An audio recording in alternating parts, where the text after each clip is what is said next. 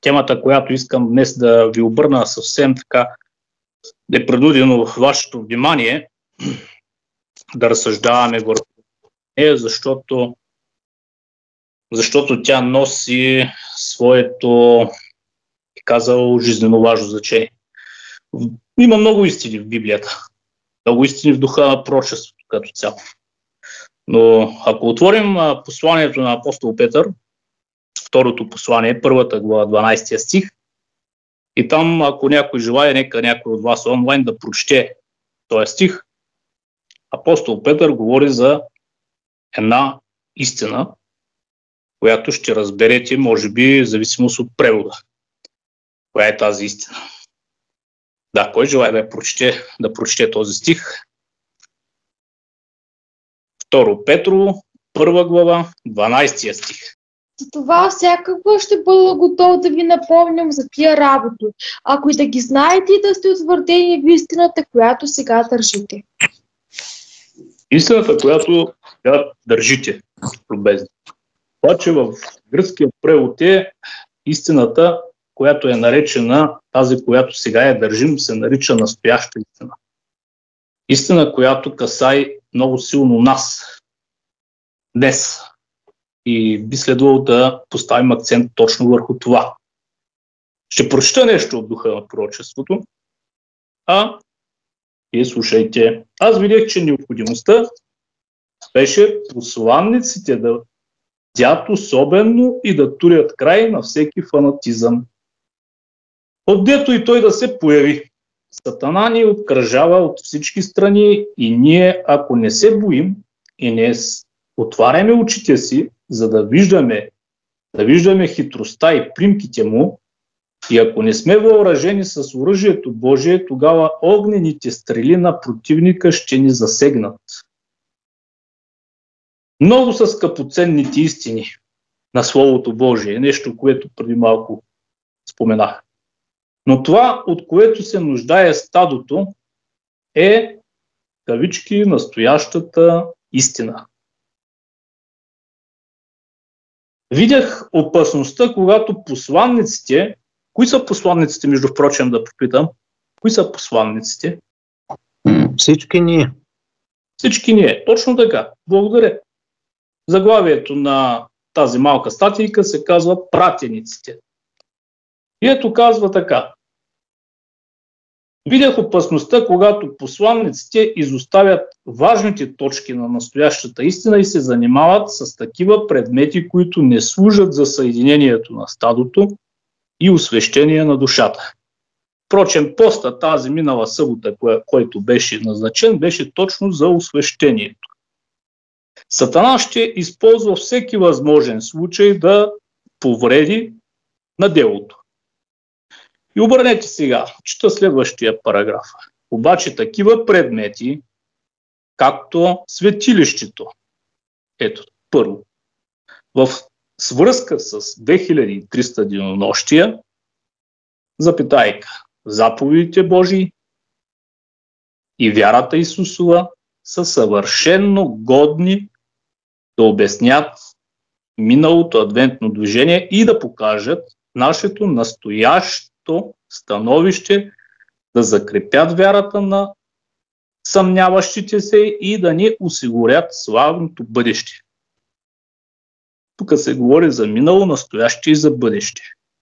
И това са предметите за размисъл. Аз често съм виждала, че това са главните предмети, с които посланниците трябва да се занимават. Любезни, занимаваме ли с тези предмети?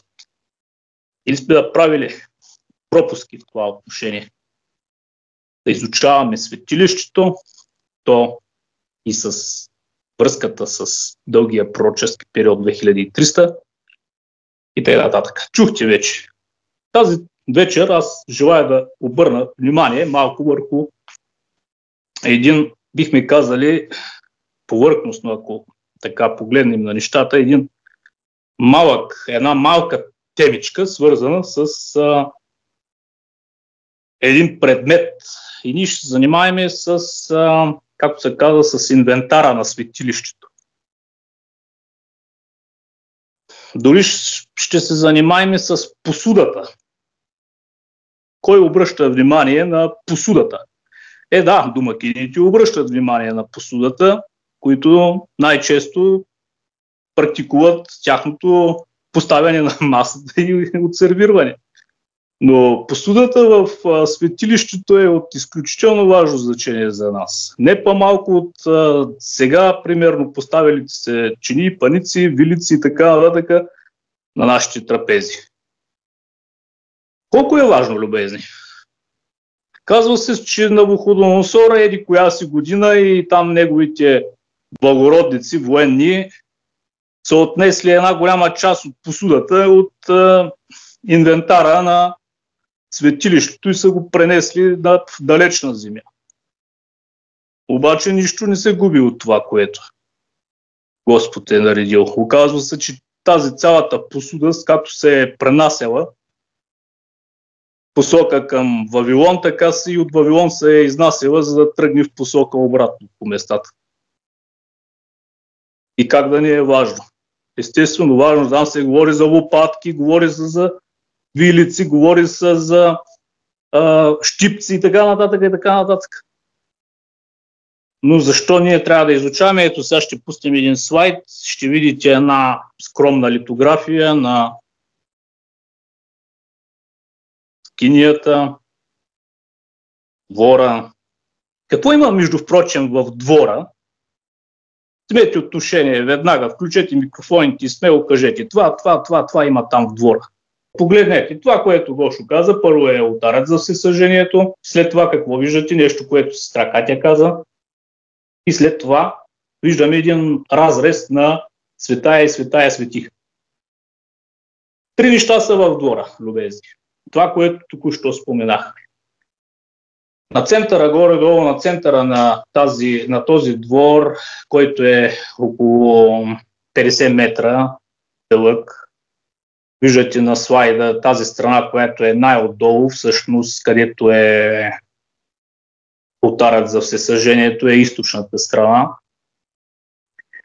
Но аз искам да ви обърна внимание малко върху централната част в двора. А именно там се намира, както се каза, умивалника и това, което вие виждате. Но за какво служи умивалника? Кой желае да прочете Изход 30 глава от 18 до 21? Изход 30 глава от 18 до 21. Някой има ли Библия? Вас? Говори Господ Моисею и рече: и да направиш метна умивалница и стълбове, и стъпалото и медно, за да се мият, и да им поставиш между скинията на събранието и олтаря и да туриш вода в нея. И аз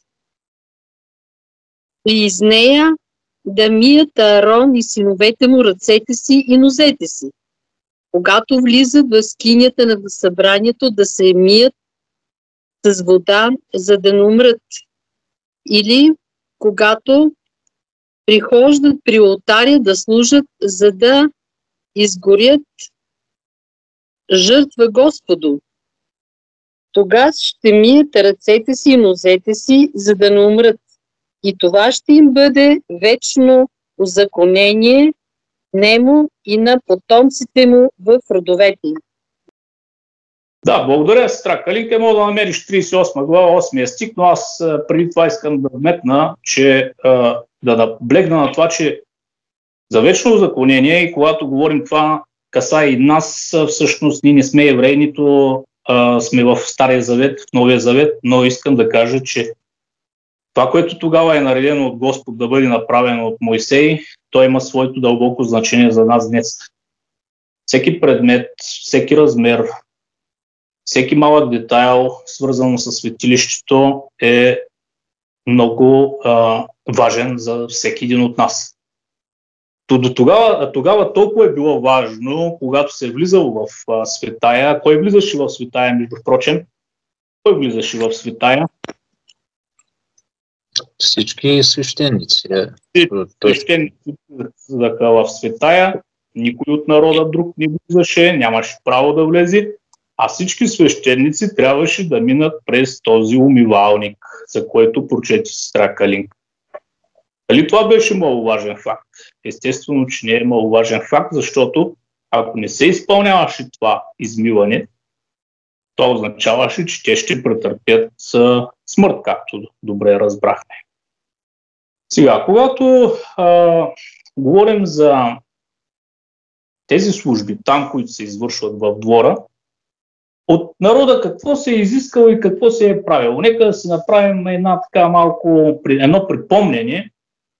Всеки грешник, който е съгрешил и неговата съвест е била пробудена, той е трябвало да вземе съответното животно, да измине едно разстояние извън двора, около 900 метра до 1 километър празно пространство, не е имало там шатри, не е имало население, т.е. не е имало жилища, така разпънатите шатри на евреите, то е било празно, така наречено площадно пространство, да го наречем.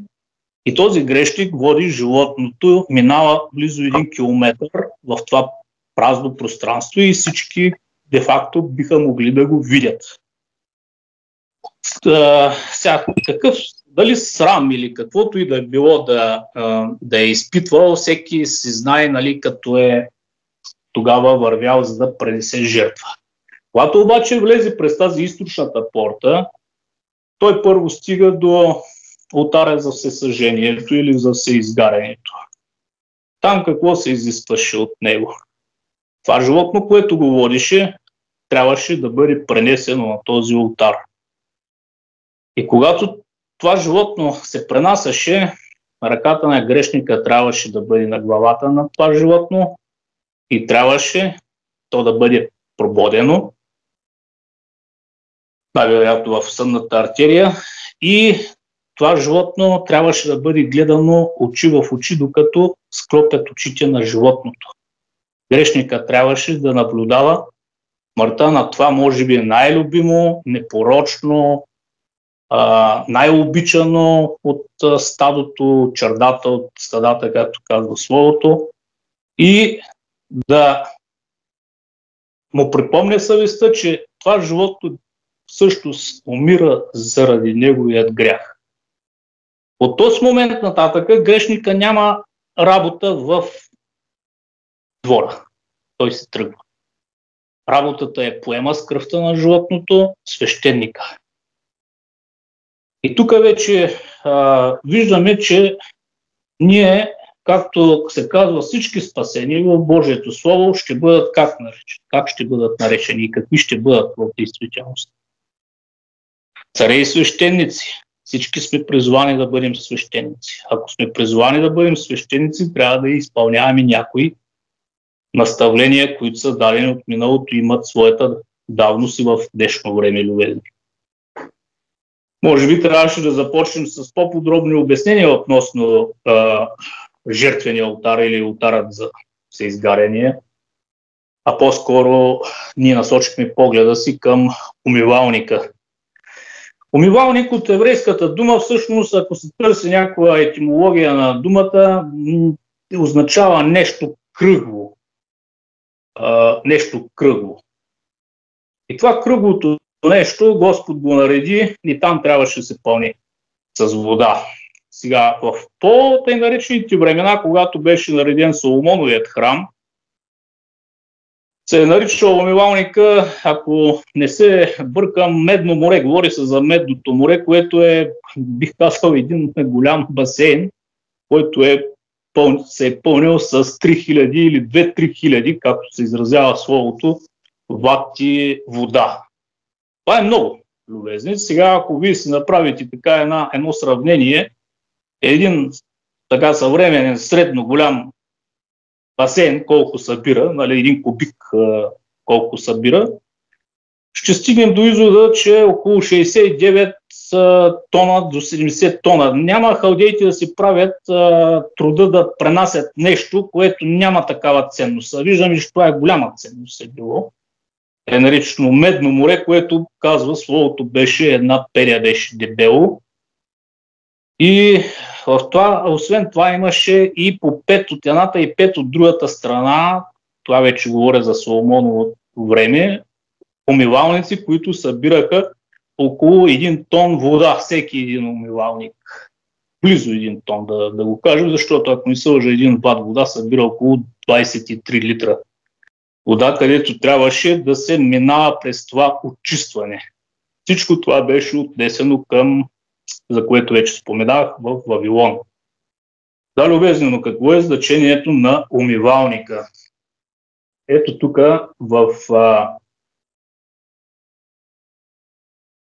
тук ще прочита нещо. Как може да стане това? Задава въпрос Мария на ангела. Как може да бъдем очистени? В Божието Слово не на едно място и в духа на пророчеството се говори за изоставяне на духовна и плътска нечистота и за това, че чистите по сърце, ако не се лъжа, в блаженствата се казва, че те ще видят Господа. Но ако коментираме, аз ще бъда, може би, по-кратък, когато говорим, че изкуплението се намира на олтара, този олтар, който вие го виждате на вашата литография на слайда, а последвано от освещението, което е при умивалника. Ето виждаме как изкуплението и освещението трябва да бъдат ръка за ръка. Те са и двете неща, и олтарът, и умивалникът се намират в двора, където всъщност ежедневно служиха свещениците. Затова и Словото казва: осветете се днес, утре, ние ще имаме среща, еди кога си и т.н. Всеки ден се освещавайте. Нека да прочетем нещо от Йоан 13 глава 10 стих. Изкъпването сочи на изкуплението, а измиването на нозете на освещението.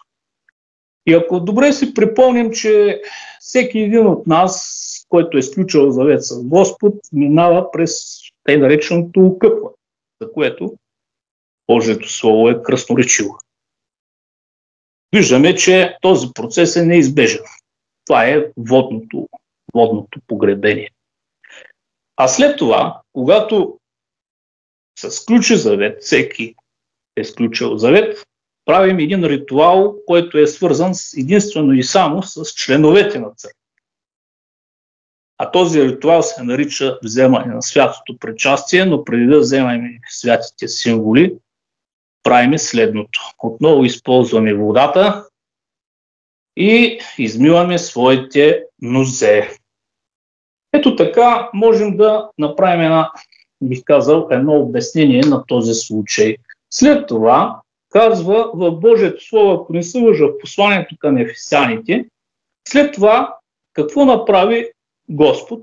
Уми църквата с вода чрез Словото си. И ако коментираме, че на олтара се пролява кръвта за нашето очистване, за нашето спасение и че там се изковава вменената правда, или шансът на човека му е даден вече да живее вечно при условие, то тогава отиваме при умивалника, защото там измиването става с вода. И тук идваме до онзи момент, когато споменаваме отново кръв и вода.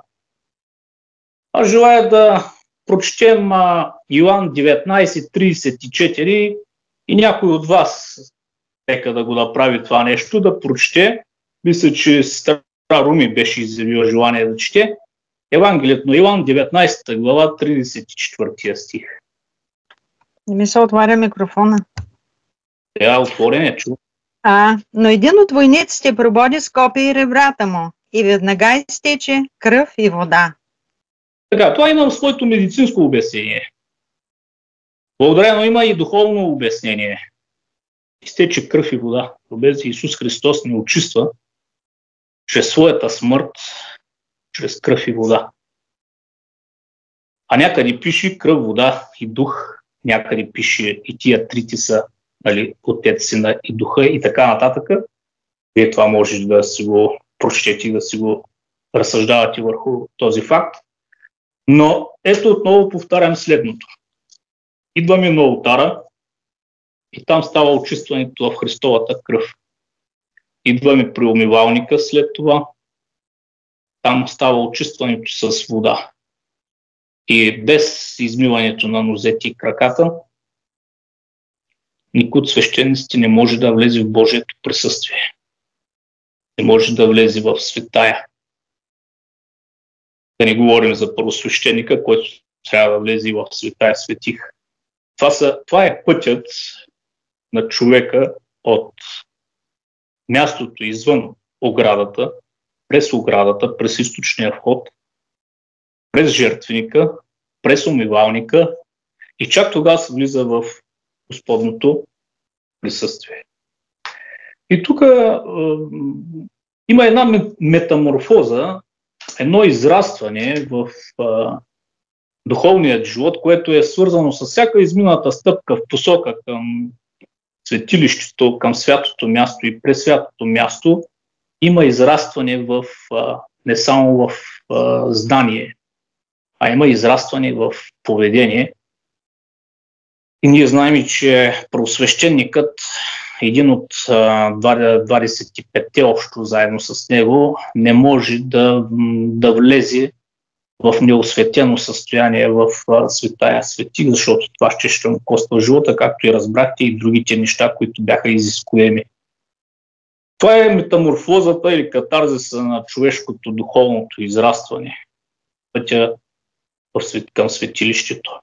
Не случайно псалмиста се моли и влиза в светилището и тогава той разбира сетнината на еди какво си, на еди що си, записано примерно в Псалм 73. Когато влязал вече в светилището, тогава разбрал, че всъщност са му се отворили очите и той разбрал всъщност, че това, което ни представя света, не е точно това, носи някакви рискови, то с цената на вечната стойност или вечната загуба, да я наречем. В миналото имаше един отрасъл от животновъдството, който днес най-вероятно не се практикува, може би въобще не се практикува в България. За мое щастие, моите родители, пък и аз бях наблюдател и лек участник в това нещо. Като малък се занимаваха с бубарство. В 80-те години за така любопитна статистика България е на първо място в Европа по този отрасъл и с продукта. Знаете, бубарството какво дава в крайна сметка? Дава коприна и много бяха актуални копринените костюми там 90-те години. Както и да е, въпросът е следният. Малко да се получим от живота на това животно, което го наричаме бубата.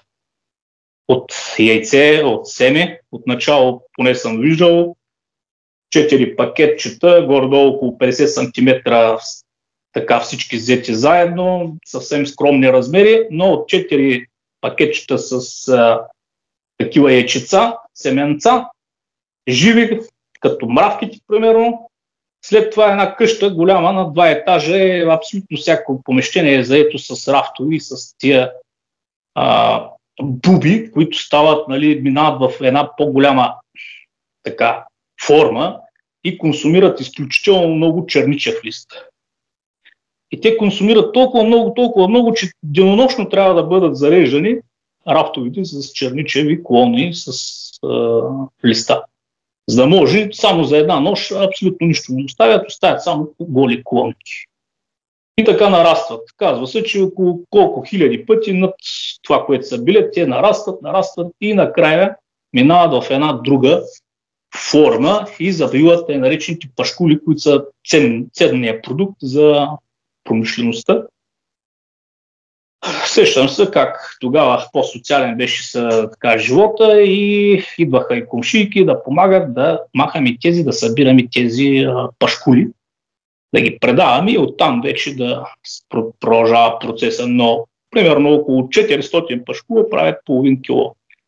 В рамките на 2 месеца, почти денонощно обгрижване на бубите, излизаха тези пашкули и тогава примерно можеше да се спечели за 2 месеца около примерно 10-15 заплати. Ако сега заплата е 2000 лева, примерно 20 000, 25 000 можеше да се заработи на тогавашните пари. Но тук по-скоро ме интересува самия процес на метаморфозата. Как човек в своето предвижване преминава в едно преобразяване, защото в Божието Слово казва за Господ Исус Христос, той беше преобразен пред тях. Когато се изкачиха на онази планина, отново на учениците, типично, като да всеки един от нас им се доспа. Трудно. Не разбираха защо трябва да качват този склон и там да се мъчат, вече се свечеряваш и така нататък, но дойде моментът, когато те видяха нещо и бяха свидетели, по-скоро тези трима ученика, Петър, Яков и Йоан, видяха преобразяването на Господ Исус Христос. Желаете ли да бъдете преобразени? Желаем ли да преминем в една друга, бих казал, друго измерение, духовно измерение в нашия живот, така че това старото естество да премине в една слава, в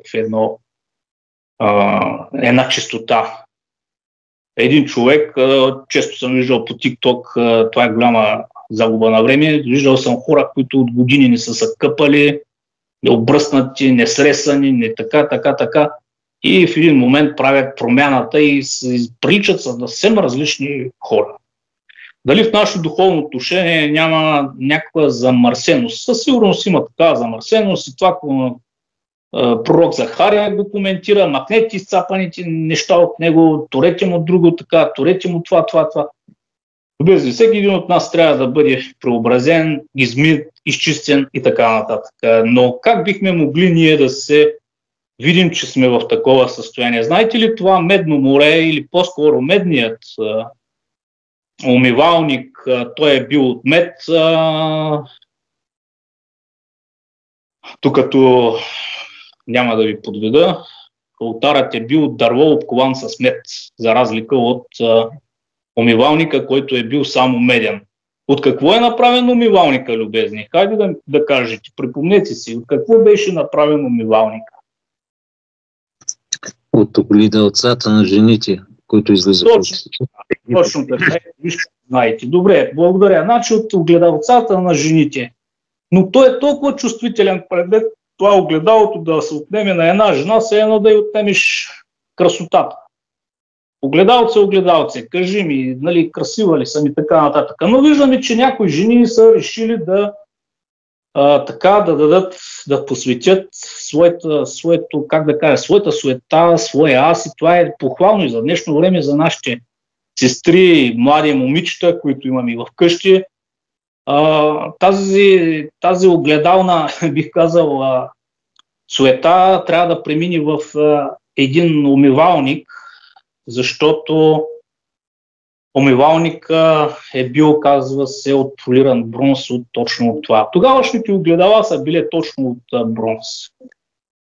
И когато отиваме до умивалника, това не е било място за, така да се каже, прехласване върху нашата външност. Напротив, то е било място, където трябва да се измиме всеки наш недостатък. Апостола се моли и казва така: да представи като една дева, която е чиста, без петно, без бръчка, значи всъщност всичко да бъде. Но това, любезни, няма как да стане без да преминем през умивалника. Ако преминем през умивалника, де факто ние ще бъдем годни да бъдем в Божието присъствие. В противен случай не бихме могли да кажем, че сме годни да влезем в светая. И ето, казва във 2 Коринтяни 3.18, кой желае да прочете известния стих, оглеждайки се като в огледало. Кой ще прочете? 2 Коринтяни 3 глава 18 стих.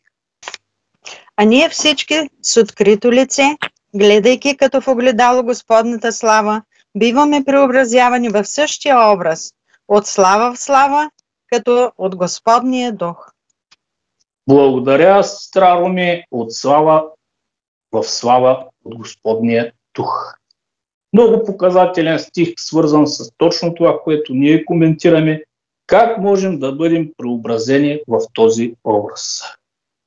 Това да бъде нашата опитност, това е моето пожелание. И ето тук сега ще видите един слайд, в който са разграничени нещата, свързани с олтара и с умивалника. Вижда ли се в момента? Да? Вижда се, да. Да, вижда се. Табличка с описание. Аз изчитам. От лявата страна пише: олтарът беше предназначен за отдолу теренца, за всеки, който дойде. И което коментирахме. Второ, за огън. Трето, бунтуващото се сърце. Четвърто, използва кръв за очистване.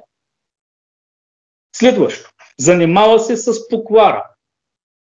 Следващо, очиства миналия наследен грях. И последно, предлага условно очистване. Божия закон е задоволен. Сега, обърнете внимание на умивалника, тъй като те няма как да бъдат разделени. Аз започнах с умивалника. От дясната страна умивалникът беше предназначен само за свещениците. Очистване тук не е огън, а вода. Така просто ви насочвам набързо мисълта. Припомнете си какво говореше Йоан Кръстител, Исус Христос, Никодим, за едни кръщения с дух, с вода, с огън и т.н. След това, трето, ходенето, което замърсява, използва вода за очистване, занимава се с омърсяване, очиства настоящия придобит грях, предлага практично очистване. Омърсяването на човека е отнето. Олтарът и умивалника отвътре бяха направени от бронз и двата бяха в двора и бяха символ на очистване. Олтарът от дърво, което беше покрито с бронз, илюстрира човешката природа на Исус, която беше покрита с присъдата над греха на човечеството.